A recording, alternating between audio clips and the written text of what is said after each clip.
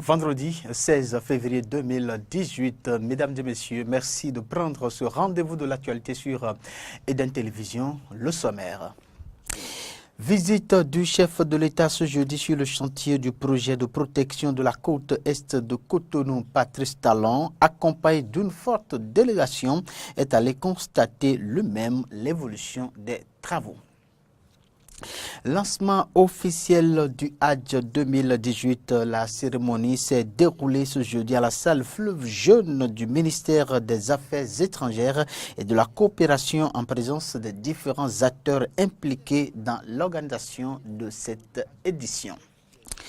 Et puis réfléchir sur la problématique des accidents de la circulation impliquant les poids lourds au Bénin. C'est l'objectif d'une journée qui a réuni les acteurs des transports à Cotonou, une initiative du gouvernement béninois. Voilà pour le sommaire de ce journal.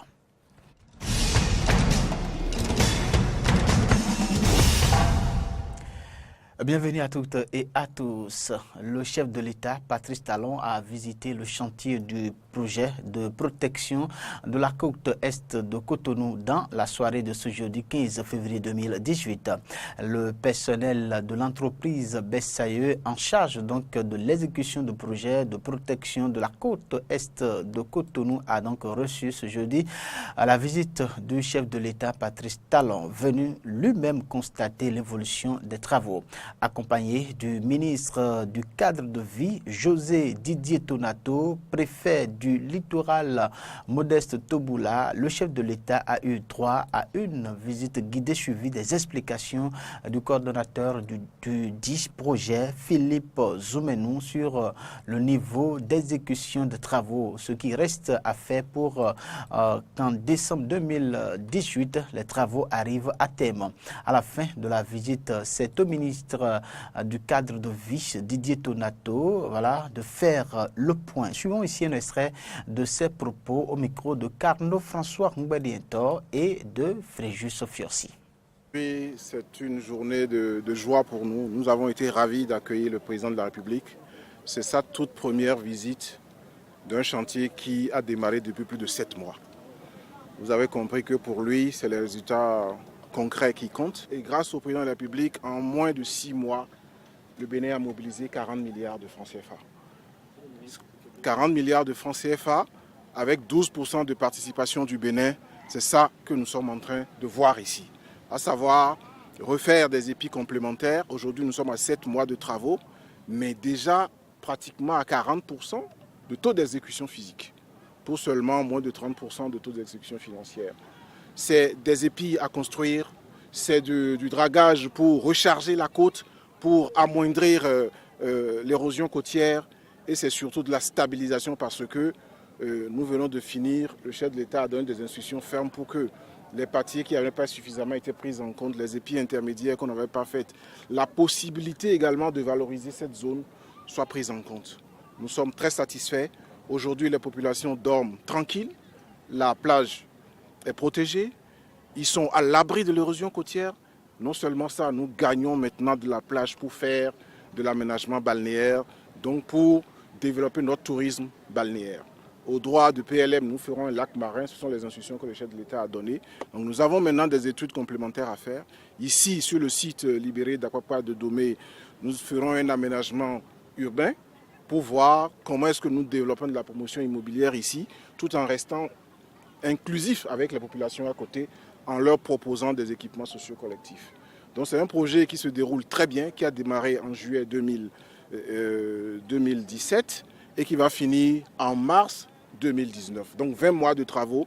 Mais la bonne nouvelle que le chef de l'État a eue aujourd'hui, c'est que nous allons gagner 3 mois et que les travaux seront livrés définitivement en décembre 2018. Excusez-moi, 2018.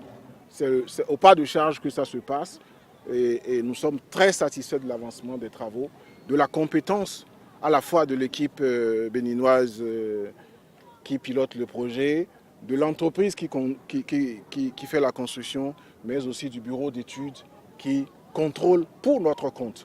Voilà, le chef de l'État a dit sa satisfaction pour tous les partenaires techniques qui travaillent ici et les populations. Vous avez vu Aujourd'hui, elles sont contentes, elles applaudissent. Il y a 1 an et demi, ce n'était pas ça. C'était des huées pour quelque chose dont le gouvernement n'était pas totalement responsable. Le compte à rebours du Hadj 2018 est lancé. Les membres de l'Union islamique du Bénin, les ministres des Affaires étrangères, des Transports et de l'Intérieur et les associations impliquées dans l'organisation ont procédé au lancement officiel des activités du Hadj 2018. C'était ce jeudi à la salle Fleuve Jeune du ministère des Affaires étrangères et de la coopération. Laurent Roland-Antonin Kess et Damien Pedro pour le compte rendu. Le Hadj 2018 est officiellement lancé par le ministre des Affaires étrangères et de la coopération, Aurélien Agbenonsi, et ses collègues des transports Sikoti et de l'intérieur Sakalafia. Adamo Ababayan, secrétaire permanent du Hadj, a d'entrée fait le point du Hadj 2017 qui a été, selon lui, une réussite, avant de présenter les résultats de la mission du comité technique en Arabie Saoudite du 29 janvier au 7 février dernier. Toutefois, des réformes sont entrées en vigueur depuis le 1er janvier 2018. L'obligation de paiement électronique pour toutes les prestations du Hadj. La date limite des formalités du Hadj 2018 est fixée au 14 mai 2018. En ce qui concerne la date limite d'accomplissement des formalités au profit des pèlerins par les compagnies aériennes désireuses d'assurer le transport aérien des pèlerins, c'est fixé au 3 mars 2018. Le Hadj 2018 comporte donc des contraintes de délai et les recommandations tournent autour de ces délais. Le président du FEBO Hadj et du CONACO se réjouissent pour le sacrifice consenti par le gouvernement pour la réussite du Hadj chaque année. Il ne manque pas de formuler leurs doléances. 1. La libération aux convoyeurs des 7 autorisations accordées par les Saoudiens depuis la réunion de concertation 2017. La fixation du prix du Hadj. La tournée de sensibilisation sur le plan national au profit de la communauté musulmane et des futurs candidats au pèlerinage au plus tard le 28 février 2018. Les attentes portent principalement sur l'appui de l'État pour l'exhortation des pèlerins, des candidats au pèlerinage du Hadj 2018 à s'inscrire au plus tôt auprès des organisateurs de leur choix. Le président de l'Union islamique du Bénin, entre prière et exhortation, encourage les organisateurs du Hadj 2018. L'Union islamique du Bénin ne saura apporter une pierre particulière à l'œuvre divine que vous accomplissez depuis la nuit des temps. Seul Allah saura vous rendre les mérites de vos engagements à divers niveaux de l'organisation du pèlerinage à la Mecque. Il remerciera par ailleurs le gouvernement béninois. Après les mots d'assurance des ministres Sikoti et de Sakalafia, Aurélien Agbenonsi a lancé officiellement le Hadj 2018. Il faut avoir les yeux sur les 2 dates importantes et les dispositions qui sont annoncées par les autorités saoudiennes pour faciliter la participation de tous les pèlerins aux divers rituels. Il faudrait que nous puissions prendre cela au sérieux. Ce n'est pas notre pays là-bas. C'est le pays des autres et ils se sont bien organisés. Donc, on n'a même pas la possibilité, que ce soit le président de la République ou n'importe lequel des ministres, de leur dire, bon, c'est le Bénin, on s'excuse, on n'a pas pu respecter la date. On connaît les dates, on peut les respecter, on est un pays sérieux, on va respecter les dates, il faut qu'on respecte les dates. Le gouvernement, et ça je vous le dis de manière solennelle, va jouer sa partition pour la protection de nos citoyens. C'est une chose qui est très importante. La date limite des formalités du Hadj 2018 est fixée au 14 mai 2018. La date limite des compagnies aériennes est fixée au 3 mars prochain. Audience au cabinet du ministre des Sports ce jeudi 15 février 2018. Oswald Omeki a reçu l'envoyé spécial de l'Ivoirien Jacques Anouma, envoyé donc spécial de la Confédération africaine de football CAF et de la Confédération internationale de football Association FIFA, a été donc reçu en audience ce jeudi par le ministre des Sports Oswald Omeki. Les 2 personnalités personnalités ont abordé des questions relatives au développement du football au Bénin et de l'accompagnement de la CAF et de la FIFA aux ambitions du gouvernement dans son programme d'action. On va suivre ici un extrait des propos des deux personnalités. Je constate avec beaucoup de joie que la collaboration entre le ministère et la fédération se passe dans de très très bonnes conditions et que effectivement la relance du football ici est prise en compte.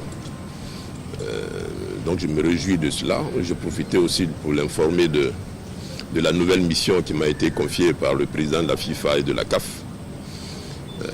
Le titre exact, c'est envoyé spécial de la FIFA et de la CAF. Au contraire, je me réjouis d'être ici, pas en mission officielle, mais de venir pour mon premier déplacement où je parle de ma mission, de venir dans un pays où la crise est derrière nous. Et au contraire, que la collaboration se passe très très bien. Je me réjouis, et comme je l'ai dit au ministre, de voir que l'État accompagne nos clubs. Que ce soit en championnat ou en compétition africaine. Et ça, c'est vraiment une bonne chose. J'ai encouragé donc notre jeune frère à continuer dans ce sens-là. Voilà. Dans le cadre de la crise qui opposait les acteurs du football béninois, je lui ai fait le point de la bonne collaboration qui existe aujourd'hui entre la Fédération béninoise de football et le ministère des Sports. Et puis, évidemment, je lui ai fait le point du premier championnat qui a pu se dérouler, se terminer, et j'ai profité pour lui présenter les perspectives et surtout lui faire le point des souhaits que nous avons pour la suite de ce processus que nous souhaitons vraiment conduire à terme avec le consensus qui caractérise aujourd'hui le fonctionnement du comité exécutif. Et donc vraiment j'ai été très heureux, très honoré de savoir que le président Jacques Anouma, en sa qualité d'envoyé spécial du président de la FIFA et de la CAF, était en train d'effectuer, même si c'est une visite privée, sa première sortie officielle. J'en suis très très honoré. Je voudrais le remercier une fois encore au nom de tous les Béninois et dire que l'échange a été long, mais il a été très très fructueux et surtout je ressors avec le cœur ragaillardi, rassuré du soutien du grand frère, de l'acteur majeur qu'il est, de l'envoyé spécial qu'il est aujourd'hui pour la relance du football béninois. Les enseignants du supérieur sont toujours mécontents et durcissent le ton. Voilà. Et ils l'ont fait savoir au cours d'une assemblée générale. L'intersyndicale des enseignants du supérieur s'est réunie donc ce mercredi 14 février en assemblée générale à l'amphiflash de l'université d'Abomey-Calavi. Au cours de cette rencontre, ils ont fait le point des grèves, la restitution des travaux de commission et ont pris des décisions relatives à la poursuite ou non de la grève. Vincent Rondé d'accord, secrétaire général du CINES, membre de l'intersyndicale, nous en donne ici quelques détails. Il est au micro de Laurent Roland-Tonekes et Damien Pedro. Et encore la grève de 12 heures et quand il n'y aura rien, on va imaginer d'autres choses là parce que la grève seulement ce n'est pas rester à la maison, ne pas travailler. Il y a des sittings, il y a des marches, il y a des choses qu'on va prévoir. Et pas seulement sur notre ministère, mais sur des ministères impliqués dans le dénouement de la crise. Non, ce n'est pas prendre l'engagement de students intellectuels. On est au forme 1, on est ensemble. Quand il n'y a pas d'étudiants, il n'y a pas d'enseignants. Il n'y a pas d'enseignants. Donc aussi quand il n'y a pas d'enseignants, il n'y a pas d'étudiants. Ce qui veut dire que les soutenir parce que les problèmes qu'ils posent, c'est des causes justes, légitimes. Donc on ne peut que les encourager à aller dedans, mais pas aller faire des grèves avec eux. Mais on peut les encourager pour dire que ce qu'ils défendent comme problème, c'est légitime. Un mouvement, puisque je n'ai pas participé à leur mouvement, je ne peux pas apprécier, mais ce qui est sûr que le fait de déclencher une grève avec une motion, avec les termes bien précis, je crois que c'est légitime. L'actualité, c'est aussi cette ouverture ce jeudi 15 février d'un séminaire atelier sur les réformes du système partisan par le président de l'Assemblée nationale, Maître Adrien Mbedji, dans un hôtel de la place. Une rencontre de 48 heures à laquelle prennent part les députés, les responsables des partis politiques et autres personnalités. Plus de détails, c'est avec Carole Olaye et Damien Pedro. Trouver des solutions aux différents problèmes auxquels font face les partis politiques au Bénin en vue de leur bon fonctionnement, c'est ce qui réunit non seulement les députés à l'Assemblée nationale, mais aussi les acteurs de la société civile, les membres du corps diplomatique, les responsables des partis politiques et les partenaires techniques et financiers. Le constat actuellement est qu'il se pose des difficultés dans l'application de certaines dispositions de loi sur les partis politiques au Bénin.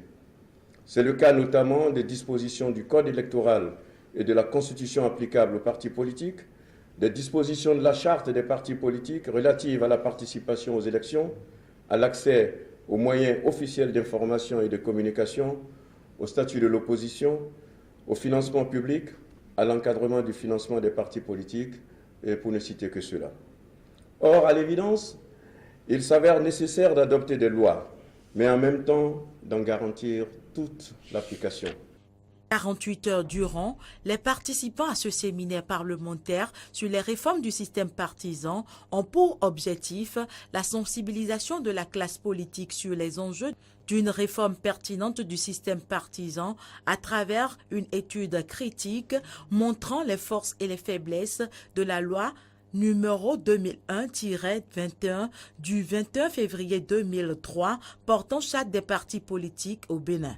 Ces derniers auront également à échanger en vue de la rénovation de la dite charte à travers un avant-projet de proposition de loi qui prendra en compte les maux qui minent le développement des partis politiques. Nous devons, me semble-t-il, trouver les dispositifs ou les dispositions démocratiques à introduire dans notre charte pour rationaliser le multipartisme intégral, le moraliser autant que faire se peut et éviter les risques d'atteinte à sa crédibilité et à sa fonctionnalité, dans un objectif de paix durable et de développement durable. Il convient de souligner cependant qu'il s'agit d'une réforme partagée, que l'institution parlementaire partage en effet avec le candidat Patrice Talon, qui a eu le mérite, une fois devenu président de la République, d'en faire l'une de ses propositions phares. Les travaux de ces assises viendront consolider sans nul doute la démocratie et va mettre fin à la prolifération des partis politiques au Bénin.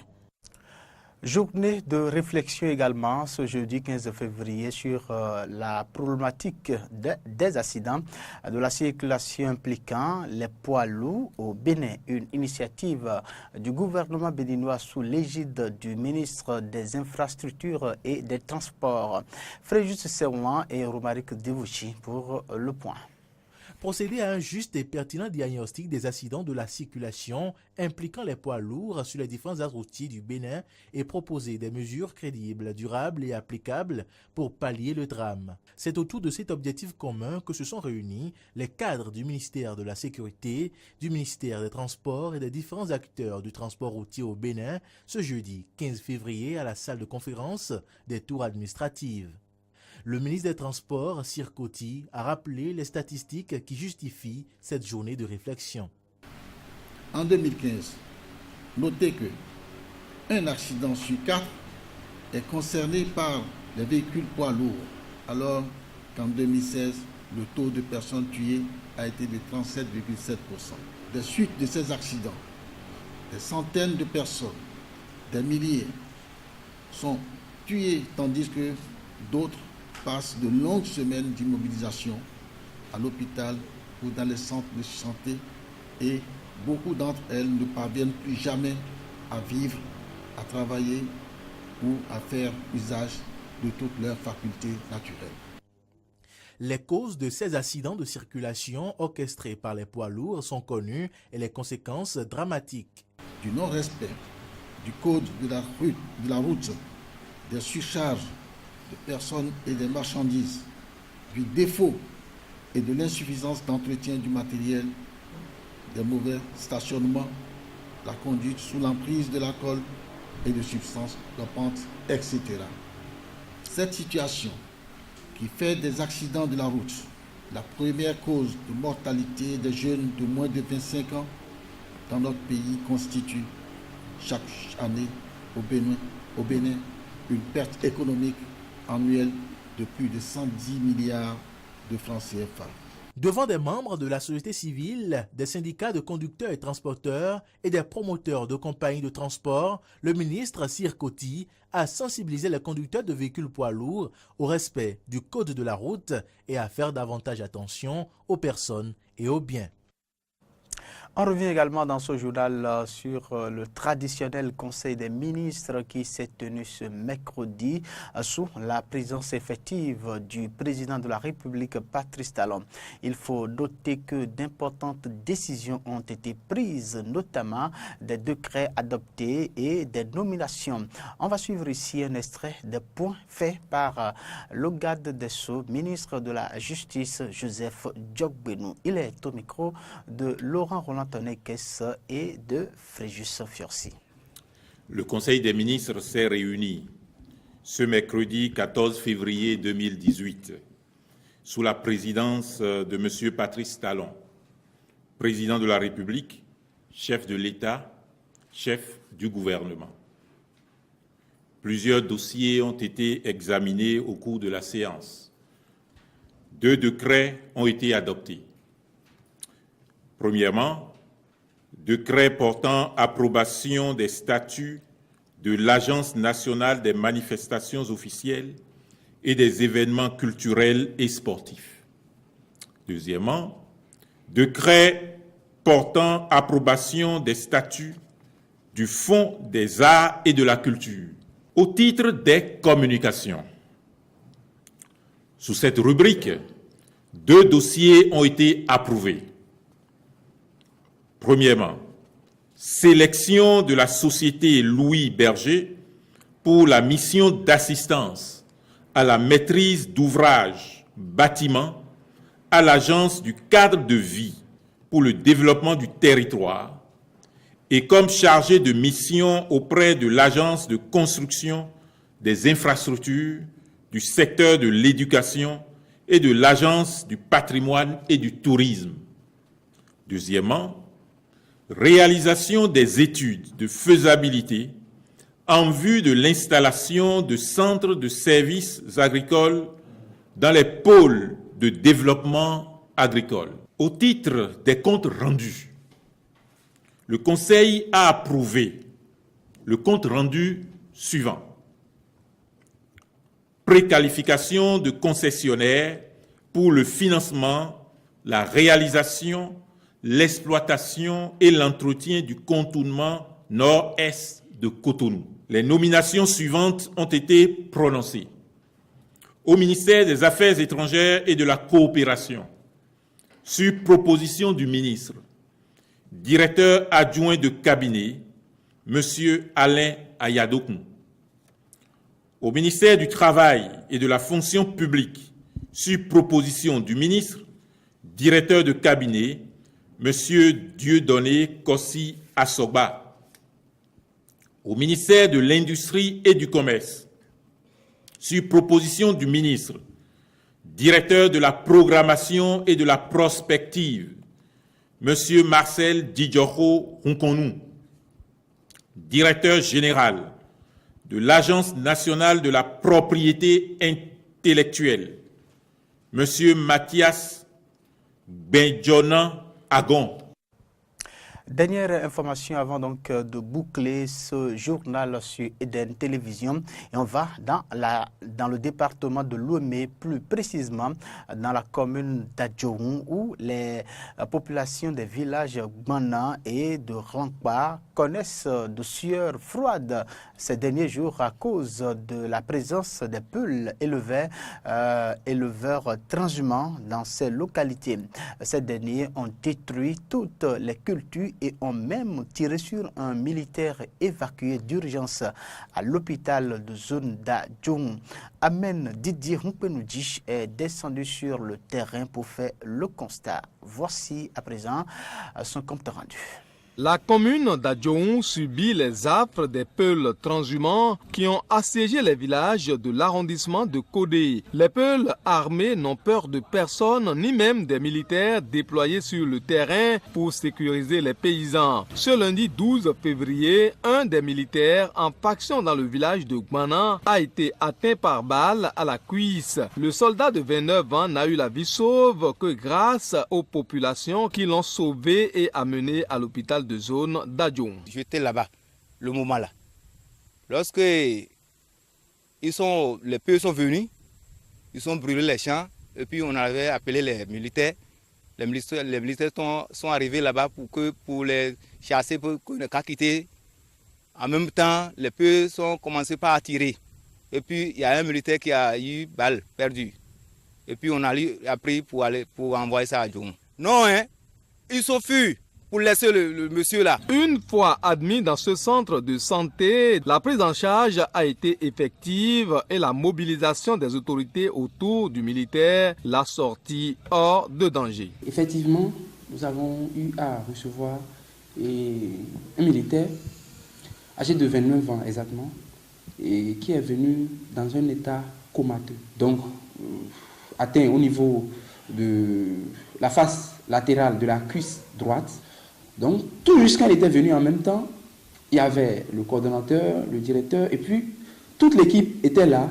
Il faut dire, l'hôpital s'est mobilisé avec ses ressources, et puis on l'a pris en charge. Donc, on l'avait gardé d'hier à aujourd'hui. Il n'a plus rien.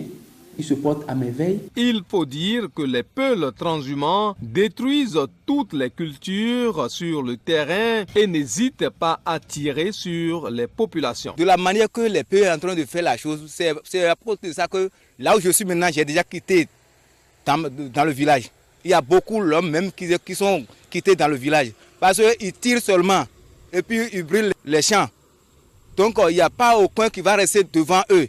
Parce que les militaires aussi ne peuvent plus. Pourquoi que nous aussi nous va rester devant les Peuls? Ils sont nombreux.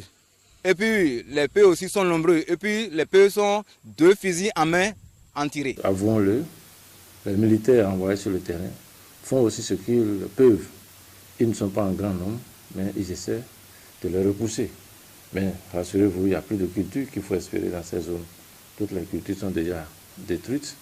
Les populations, surtout avec la situation d'hier, ont quitté massivement les villages et ont rejoint les parents et amis sur le plateau. Et c'est vraiment de la débandade totale. Le maire de la commune d'Adjoum fait le triste et amer constat. Ce que nous déplorons en ça, c'est qu'on n'a pas pris les dispositions pour réduire les conséquences que la transhumance pourrait apporter à notre pays. Parce que c'est très juste quand le gouvernement avait pris la décision de limiter les Peuls transhumants à la hauteur de la commune de Dessazouna. Si cette décision avait été bien suivie, en principe, la vallée de Lomé, qui était épargnée, ne devrait plus recevoir de Peuls transhumants. Mais malheureusement, les Peuls sont rentrés sur le territoire avant que nous ne commencions par prendre les dispositions. Seul le gouvernement est appelé en renfort pour sortir la vallée de Lomé de cette situation peu ordinaire. Nous demandons que, est-ce que nous qui sommes en brousse ici, là, nous ne sommes pas les hommes? Il faut qu'il n'ait qu'à venir nous sauver parce que les peuples ne peuvent pas venir nous chasser dans notre village. Tous les jours, le préfet a le compte rendu de ce qui se passe et il remonte aussi ses comptes rendus. Tout ce qui reste au gouvernement, c'est de coordonner toutes les actions qui se mènent. Il ne faudrait pas qu'on laisse les communes mener des actions divergentes et d'autres communes seront en train de les renvoyer sur d'autres communes. Pour l'heure, ces populations de la localité de Rankpa et Gmana dans la commune d'Adjoum ont fui leur maison pour se réfugier derrière le fleuve vers l'arrondissement Kodé ou à Adjoun Centre.